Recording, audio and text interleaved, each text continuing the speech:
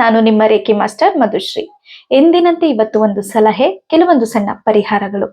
ಇವತ್ತು ಕಣ್ಣ ದೃಷ್ಟಿಯ ಬಗ್ಗೆ ಮಾತುಕತೆ ಇರುತ್ತದೆ. ಇಲ್ಲಿ ಏನಾಗುತ್ತೆ, ಮನುಷ್ಯನ ಕಣ್ಣಿಗೆ ಮರವೇ ಸಿಡಿತು ಅನ್ನೋದು ಕೇಳಿದೀವಿ. ಅಂದ್ರೆ ಮನುಷ್ಯನ ಕಣ್ಣಿಗೆ ಕಲ್ಲು ಕೂಡ ಸಿಡಿದು ಹೋಗುತ್ತಂತೆ.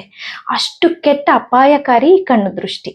ಮಕ್ಕಳಿಗಾಗ್ಲಿ, ಮನುಷ್ಯರಿಗಾಗ್ಲಿ, ವಾಹನಗಳಿಗೆ, ಪ್ರಾಣಿಗಳಿಗೆ, ಪ್ರತಿಯೊಂದಕ್ಕೂ ಕೂಡ ಈ ಕಣ್ಣು ದೃಷ್ಟಿ ಅಪಾಯಕಾರಿ. ಕಣ್ಣು ದೃಷ್ಟಿಯಿಂದ ಪಾರಾಗಕ್ಕಂತೂ ಸಾಧ್ಯ ಇಲ್ಲ. ಆದ್ರೆ ಕೆಲವೊಂದು ಸಣ್ಣ ಪರಿಹಾರಗಳನ್ನ ಮಾಡ್ಕೋಬಹುದಲ್ವಾ. ಇಲ್ಲಿ ಏನಾಗುತ್ತೆ, ನಾವು ಬೆಂಗಳೂರು ತುಮಕೂರಲ್ಲೆಲ್ಲ ಏನ್ ಮಾಡ್ತೀವಿ, ಅಂಚಿಗಡ್ಡಿಯಲ್ಲಿ ದೃಷ್ಟಿ ತೆಗೆಯುವಂಥದ್ದನ್ನ ಮಾಡ್ತೀವಿ. ಇನ್ನು ಕೆಲವೊಂದು ಕಡೆ ಕೆಲವಾರು ರೀತಿಯಲ್ಲಿ ದೃಷ್ಟಿ ತಕ್ಕೋತಾರೆ. ಕೆಂಪು ನೀರಿಂದ ದೃಷ್ಟಿ ತಕ್ಕೊಳ್ಳುವಂಥದ್ದು ಅಂದ್ರೆ ನೀರಿಗೆ ಅರಿಶಿನ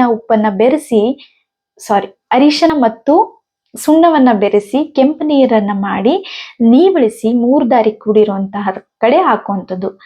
ಅಥವಾ ಈ ಉಪ್ಪು, ಮೆಣಸಿನಕಾಯಿ, 5 ತರ ಮೆಣಸಿನಕಾಯಿ, ಉಪ್ಪು, ಅದಕ್ಕೆ ಸ್ವಲ್ಪ ಬಿಳಿ ಸಾಸಿವೆಯನ್ನ ಸೇರಿಸಿ ಮನೆಗಾಗ್ಲಿ, ಮಕ್ಕಳಿಗಾಗ್ಲಿ ಅಥವಾ ವಾಹನಕ್ಕಾಗ್ಲಿ 3 ಸರಿ ಇಳೆ ತೆಗೆದು ಅದನ್ನ ಹೊರಗಡೆ ಒಂದು ಚಿಪ್ಪು ಅಥವಾ ಏನಾದ್ರೂ ಸುಡುವಂತ ಬೆಂಕಿಗೆ ಅದನ್ನ ಹಾಕೋದ್ರಿಂದ ದೃಷ್ಟಿ ಪರಿಹಾರ ಆಗುತ್ತದೆ.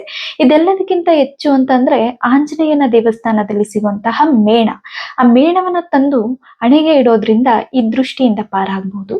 ಅಥವಾ ಕ್ರಿಸ್ಟಲ್ ವಿಷಯಕ್ಕೆ ಬಂದಾಗ ಟೈಗರ್ ಐ ಹಾಕೋಬಹುದು, ಅಥವಾ ಎಮಿಥಿಸ್ಟ್ ಕ್ರಿಸ್ಟಲ್ ನ ಬ್ರಾಸ್ಲೈಟ್ಗಳನ್ನ ಕೂಡ ಹಾಕೋಬಹುದು.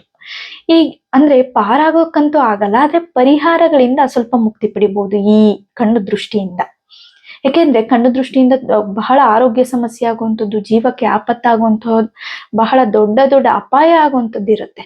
ಹಾಗಾಗಿ ಈ ಸಣ್ಣ ಸಣ್ಣ ಪರಿಹಾರಗಳನ್ನ ನೀವು ಮಾಡ್ಕೊಳ್ಳಿ. ಎಲ್ಲದಕ್ಕಿಂತ ತುಂಬಾ ಮುಖ್ಯವಾದದ್ದು ಅಂದ್ರೆ ಇದು ಉಪ್ಪು, ಮೆಣಸಿನಕಾಯಿ ಹಾಗೂ ಸಾಸಿವೆಯಿಂದ ಮಾಡುವಂತ ಪರಿಹಾರ ಬೇಗ ಪರಿಹಾರ ಆಗುತ್ತದೆ.